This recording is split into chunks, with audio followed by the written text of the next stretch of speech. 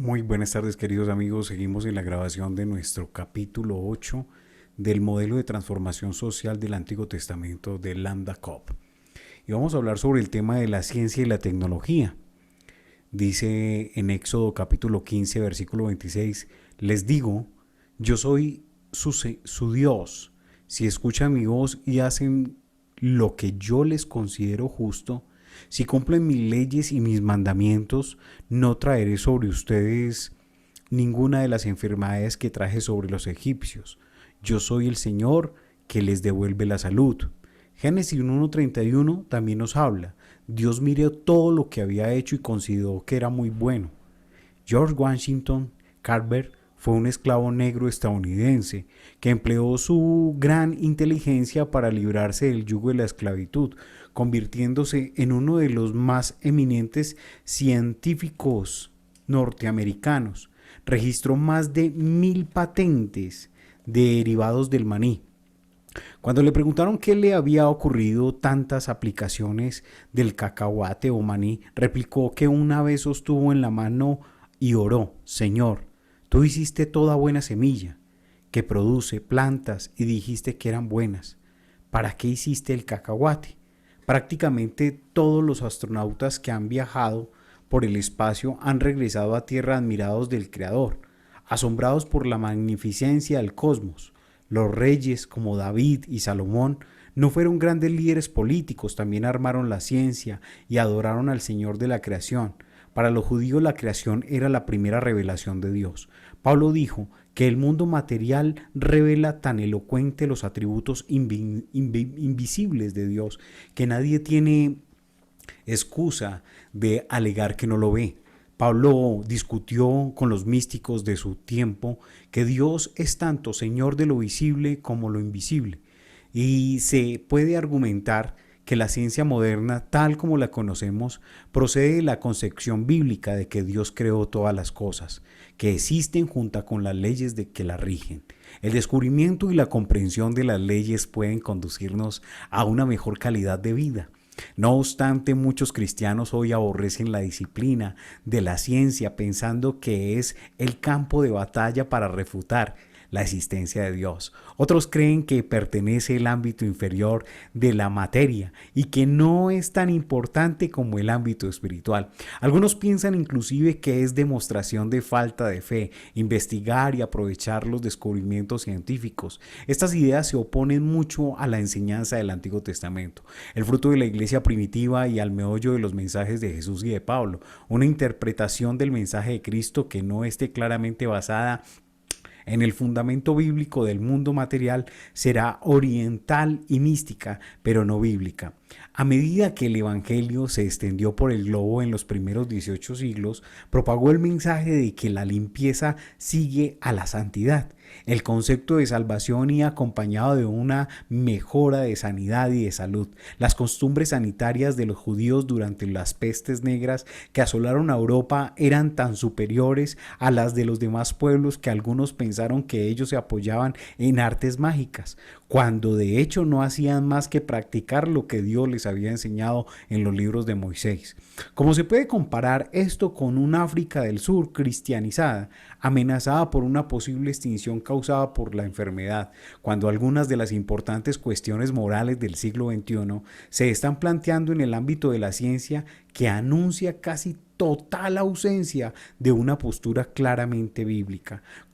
Comenzamos a hacernos una idea de lo que enseñaba Moisés. En Deuteronomio capítulo 23 del 9 al 14 dice, cuando tengas que salir a campaña de guerra contra tus enemigos, tendrás alejado las impurezas. Versículo 10. Si alguno de tus hombres queda impuro por causa de una emisión nocturna, saldrá del campamento y se quedará afuera, pero se bañará al atardecer y al ponerse el sol podrá volver al campamento. Designarás un lugar fuera del campamento donde puedas ir a hacer tus necesidades. Como parte de tu equipo tendrás una estaca con la que cavarás un hueco y luego de hacer tu necesidad cubrirás tu excremento, porque el Señor tu Dios anda por tu campamento para protegerte y para entregar a tus enemigos en tus manos. Por eso tu campamento debe ser un lugar santo. Si el Señor ve algo indecente, se apartará de ti.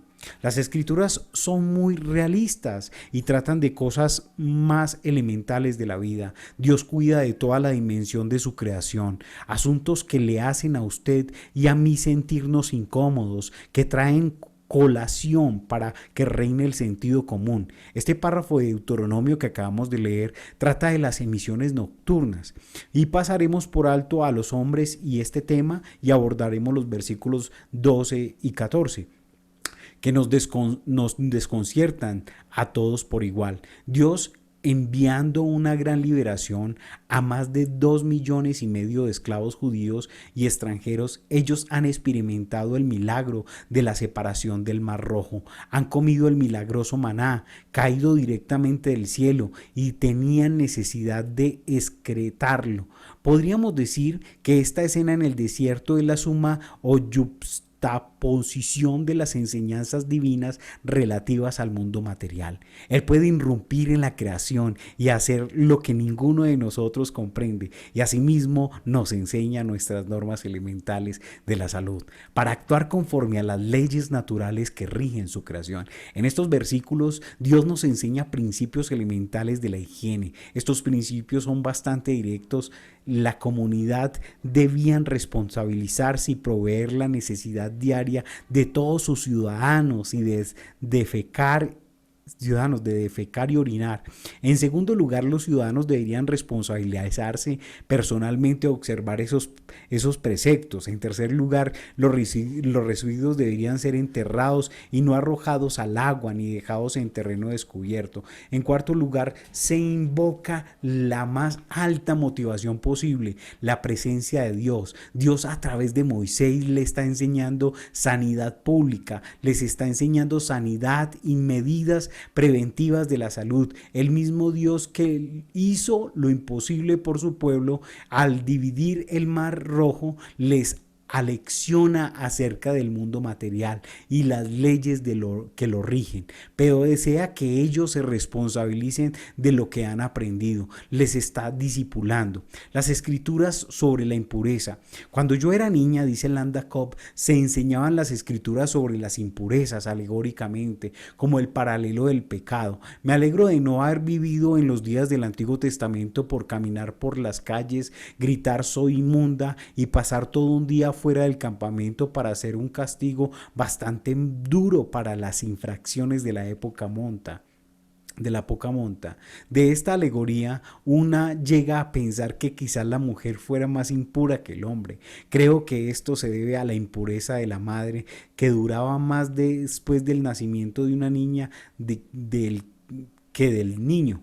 La noción de que las mujeres son más impuras que los hombres quedó vinculada en el hecho de que Eva pecó primero y por lo tanto las mujeres serían más proclives al engaño que los hombres. El conjunto de las mujeres tenía por delante un panorama muy lúgubre. Sin embargo, las escrituras sobre la impureza no son alegorías sino datos históricos y lo que es más importante, normas practicadas por Dios para la salud de la comunidad. La lista de estas cosas que contaminan tomadas de los libros de Moisés es bastante reveladora y usted puede verlas. Una de ellas es tocar cualquier despojo de guerra, que está reflejado en Deuteronomio 13, capítulo 13, versículo del 15 al 16. Otro es tocar los huesos humanos o sepulcros, número 19, versículo 16. Otro es tocar a esta en presencia de un cadáver, números 19, 11. Tocar el flujo menstrual de una mujer, Levítico 15 del 19 al 25, tocar el semen de un hombre, Levítico 15 del 2 al 16, tocar un hombre con flujo corporal o su saliva, Levítico 15 del 7 al 8, tocar la cama o silla de montar tocada por un hombre con flujo corporal, Levítico 15 del 4 al 9, tocar la emisión nocturna de un hombre, Deuteronomio 23:10, tocar impurezas humanas, es decir, orinas o heces fecales, Levítico 5:3, tocar cualquier cosa que se haya tenido contacto con esas cosas, Levítico 7:21, tocar la cama o la silla de una mujer menstruosa que haya tocado, Levítico 15:20. o tener una erupción cutánea o salpullido en la piel, Levítico 13 del 2 a 3. Tocar o estar bajo el influjo del moho, Levítico 13:59. Tocar la sangre de los sacrificios si se fuera sacerdote, Números 9:7. Esta lista nos enseña muchas cosas útiles para la salud. Primero, cabe decir que es más probable que los hombres sean más impuros que las mujeres. Segundo, parece ser que el sacerdote pobre será el más impuro de todos. Tercero, ninguna de estas cosas tiene que ver con el corazón, tiene que ver con la higiene. Dios está enseñando salud y prevención a la comunidad cuando dicen: si obedecen mis leyes, no padecerán ninguna de las enfermedades. Las naciones que le rodean no están ofreciendo una fórmula de magia espiritual. Están enseñando prevención para evitar enfermedades infecciosas. Lo hace casi 3.800 años antes que el hombre descubriera los gérmenes patógenos. Hasta fines del siglo XVII no se supo que hay microbios y virus invisibles que se transmiten y causan enfermedades. No se extendió claramente hasta la década de 1990 que muchos de los transmisores virales de estos enemigos invisibles son los fluidos corporales. Tuvo que llegar la epidemia del SIDA para revelar el alcance avanzado del entendimiento divino. En una África cristianizada, hasta el 80% de una de cada 4 personas es posible que una de cada 3 esté muriendo de SIDA. ¿Qué estadística obtendríamos si se añadieran las demás enfermedades infecciosas que cobran vida en la región? ¿Dónde está la influencia bíblica que produjo los países más sanos, más científicamente avanzados del mundo? Recuerde que cuando el evangelio llegó a Europa, los europeos eran los sucios paganos y que los avanzados pobladores de Oriente Medio se mostraban reticentes a mezclarse con ellos, de donde surgieron las antisépticas Suiza, Alemania y Escandinava. Las mentes y las culturas de estos pueblos fueron transformados por el evangelio, que no solo apuntaban a la conversión del alma. El evangelio de ellos que recibieron abarcaba la vida eterna. Era un evangelio que proporcionaba la sanidad física, así como comunión con Dios. George Kinotti afirma: África está plagada de numerosas enfermedades. Las más importantes son las enfermedades infecciosas que son a la vez curables y evitables. Un ejemplo obvio es la malaria, que causa indecible sufrimiento en el continente y que cobra algo así como 1 millón de vidas al año. La malaria solía ser una enfermedad grave en las regiones cálidas de Europa y de Estados Unidos, pero la mejora de las condiciones de vida condujo a su erradicación. 2/3 de la población mundial clama por este evangelio. ¿Quién irá? ¿Cómo lo irán? ¿Quién no se lo predicará? Entonces, sanidad. Hablando de sanidad, una joven madre de 2 hijos menores de 4 años estaba sentada frente a mí en un restaurante en Nueva Zelanda. Acababa de descubrir que un temido cáncer de linfoma le estaba reaparecido meses después de creer que ya estaba curada. El pronóstico no era bueno. Ella me miró y me preguntó: ¿qué piensas de la sanidad? Todo mi ser quería darle una respuesta carismática y evangélica del tipo: por sus llagas fuimos curados, proclámelo y créalo. Yo quería darle la versión con final feliz, pero había estudiado la Biblia lo suficiente como para saber que esto no agota todo lo que enseña. La Escritura no enseña que si creemos en Cristo nunca enfermaremos, que si creemos seremos sanados o que nunca moriremos. Usted no podrá encontrar ciertos pasajes que parecen afirmar tal cosa, pero no es así, porque se contraerían con muchos otros. Jesús murió y Pablo padeció una dolencia física que no sanó, aun cuando oraba 3 veces. Lázaro resucitó entre los muertos y volvió a morir. Con corazón apesumbrado le dije a mi amiga de la Biblia, dejará abierta la posibilidad de que ocurran milagros, y aunque son excepciones a la regla, los milagros son intervenciones espectaculares de Dios para llevar a cabo sus propósitos singulares. Pero nunca serán la norma. Podemos siempre orar y pedir la sanidad de Dios, pero el mensaje del Evangelio es que en la muerte del enemigo y de nuestras almas es finalmente derrotado. No que nunca muramos. Vivimos en un mundo caído y de enfermedad, es una realidad. Nuestros cuerpos mortales se van gastando. Podemos aprender a vivir más sabiamente, prevenir y curar enfermedades, pero todos moriremos. Entonces, ¿cuál es nuestra esperanza? Nuestra esperanza es la que a través de su muerte Cristo ha vencido al maligno, y en el mismo momento en que Satanás cree que nos ha conquistado, en el umbral de la muerte recibimos un cuerpo inmortal, no corrompido por el pecado. La cruz ha removido el aguijón de la muerte, no la muerte misma. Job nos revela cómo el enemigo de Dios puede probarnos intensamente con crisis y enfermedades, pero también que Satanás no puede arrebatarnos la vida si pertenecemos a Dios. La cuestión es más bien cuándo moriremos, no si vamos a morir. Muchos cristianos piensan hoy que no debería haber sufrimiento ni muerte, que deberíamos disfrutar del cielo aquí, y volvemos al citar el doctor Kinotti: la religión permite a muchos evadirse de la realidad.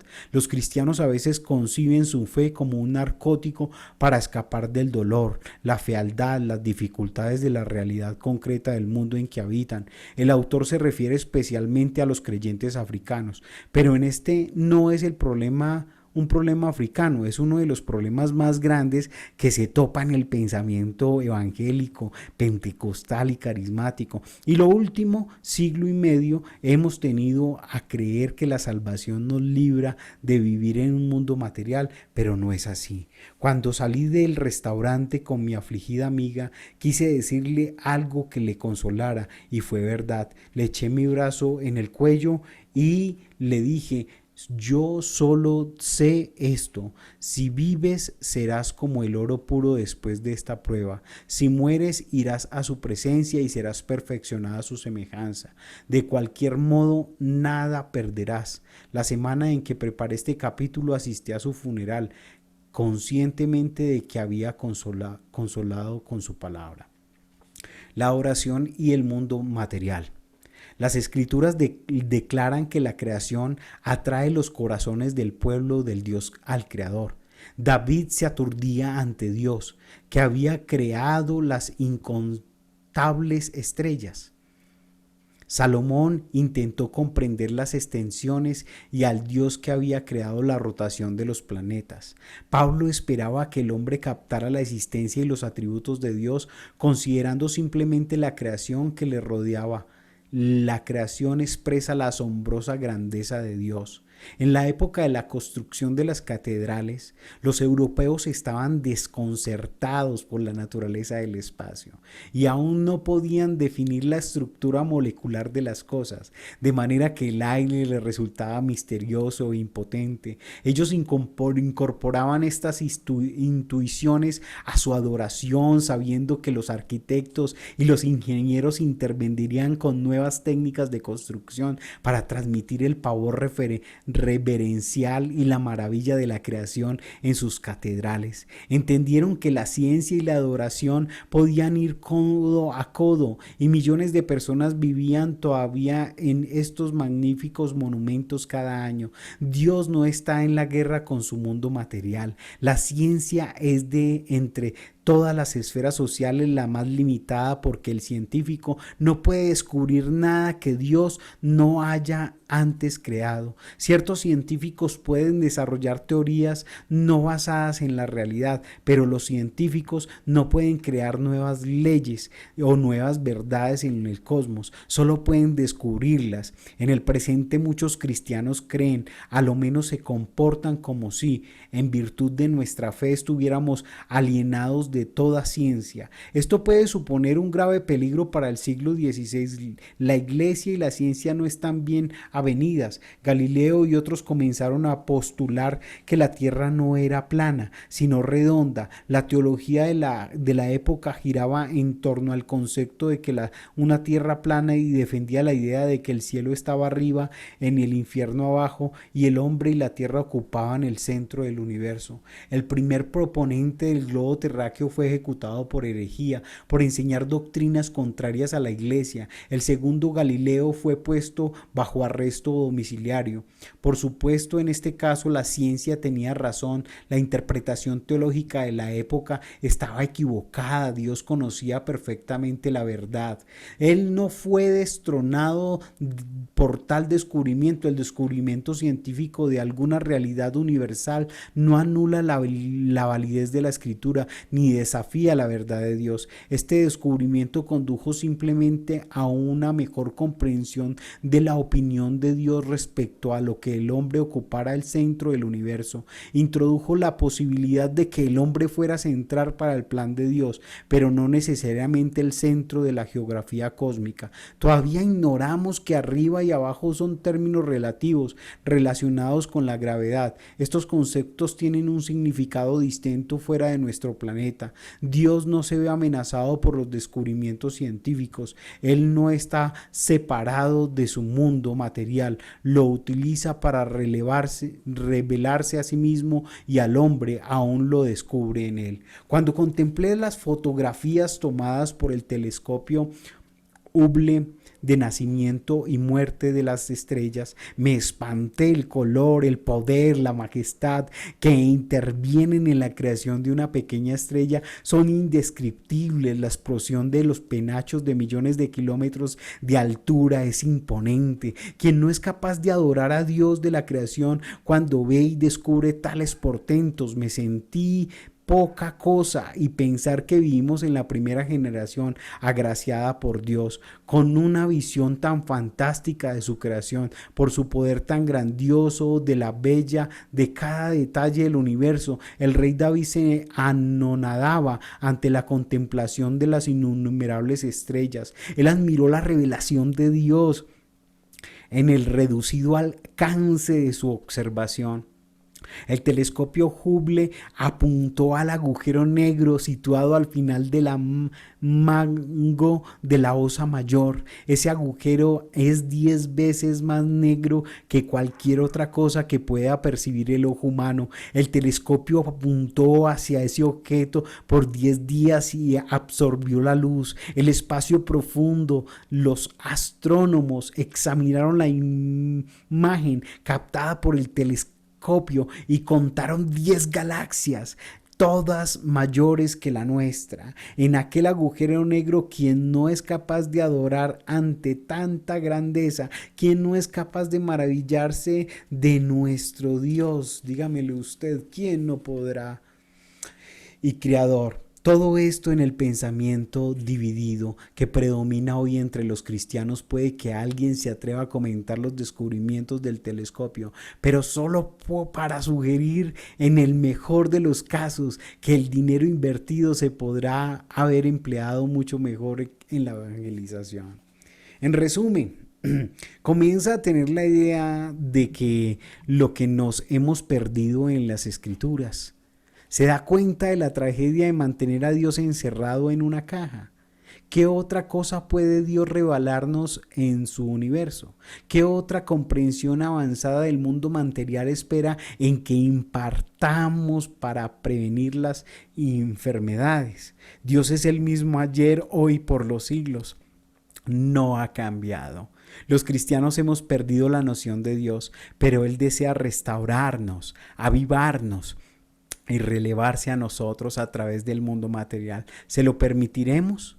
Hemos examinado un breve pasaje que trata de la sanidad, y hay mucha más enseñanza acerca de la ecología y de la responsabilidad de administrar bien la creación, sobre la curación, la función sacerdotal, en la misma asistencia sanitaria básica, las propiedades farmacéuticas de las plantas. Y tras contemplar tales estudios bíblicos, uno debe concluir que Dios ama la ciencia. Ayuda para profundizar en este estudio a otras personas. Hay que tener varios temas que considerar al estudiar y colorear la esfera de la ciencia en la escritura. Salud, naturaleza, higiene, medicina, ingeniería, tecnología, ecología, reino animal. La esfera de la ciencia revela al Creador, atributos fundamentales de Dios revelados a través de la ciencia, orden y poder. Dios gobierna en esta esfera a través de las leyes de la naturaleza. Color usado lo vamos a utilizar azul. La declaración del propósito vocacional y operativa es descubrir y emplear las leyes de Dios para bendición de todos los pueblos y perseguir un mayor nivel de vida, una mejor salud y una mejor administración de los recursos naturales. Grandes temas de prevención de enfermedades, descubrimientos y mayordomía. Podemos tener unas notas para todos los creyentes. Dios no teme a la ciencia ni al descubrimiento. Tampoco deberíamos temerlos ni usted ni yo. Para mí, una perspectiva equilibrada de la sanidad bíblica es confesar todo pecado conocido. Otro sería atar al enemigo. Otro, hacer todo lo que la medicina aconseje. Otro, orar por los milagros. Otro, ponerse en las manos amorosas del Padre, y Él sabe qué es lo mejor. Yo creo que puedo respaldar todo esto con la palabra de Dios, y ruego a Dios que me revele, que le revele a los profesionales de las ciencias remedios, así como se lo reveló a Israel, remedios contra las enfermedades infecciosas. ¿Qué piensa usted que es mejor testimonio de curación? ¿Un milagro en favor de un individuo o una curación general? Tal vez no sea posible plantear esta pregunta imparcialmente, ya que ambas revelan a Dios. Ora usted por ambas revelaciones milagrosas y curaciones por las naciones. ¿Está dispuesto a rechazar el escepticismo en torno a la ciencia y dejar que Dios le hable a través de lo que Él permita descubrir? El hombre es un ser caído y tiene a corromper todo lo que es susceptible de corrupción. Por supuesto, la clonación puede conducir el intento de duplicar seres humanos, pero la clonación y la investigación con ADN pueden también conducir a una cura de muchas enfermedades comunes. No acertamos a ver este descubrimiento como la mano de Dios extendido en misericordia. Se suele recurrir al dato histórico de la Torre de Babel para poner de manifiesto los males de la tecnología, pero el pecado de Babel fue realmente imperialismo político. La torre solo era un símbolo de lo que trasluce en las escrituras, en que cuando la tecnología se escapó de las manos de Dios, la destruyó confundiendo a la gente. ¿Qué lección podemos encontrar y extraer? No se preocupe por lo que respecta a nuevos avances y descubrimientos. Si no son una amenaza para el plan de Dios, Él tratará con ellos. Si Él permite nuevos descubrimientos, la pregunta es: ¿qué deberíamos hacernos? Es el Señor. ¿Cómo quieres usar esto para glorificarte? Sería la pregunta correcta. Los cristianos hicieron esto con el hallazgo de la imprenta y los tipos móviles, y en consecuencia siguen siendo los mayores editores de páginas impresas. Pero tendemos a apartar la tecnología del Internet como si fuese diabólica. ¿Qué ha cambiado? ¿Dios? No, los cristianos. La alienación del descubrimiento de lo que Dios está permitiendo solo puede resultar en un entorpecimiento del propósito divino. Volvamos a la carga para recibir todo el consejo de la palabra de Dios en la esfera maravillosa de la ciencia y su revelación material. Una nota profesional del científico dice: cuando hablé de este tema en Urbana, Illinois, un ingeniero sanitario cuyo hermano era misionero se me acercó con lágrimas en los ojos, y el trabajo de su hermano había sido reconocido como llamado espiritual.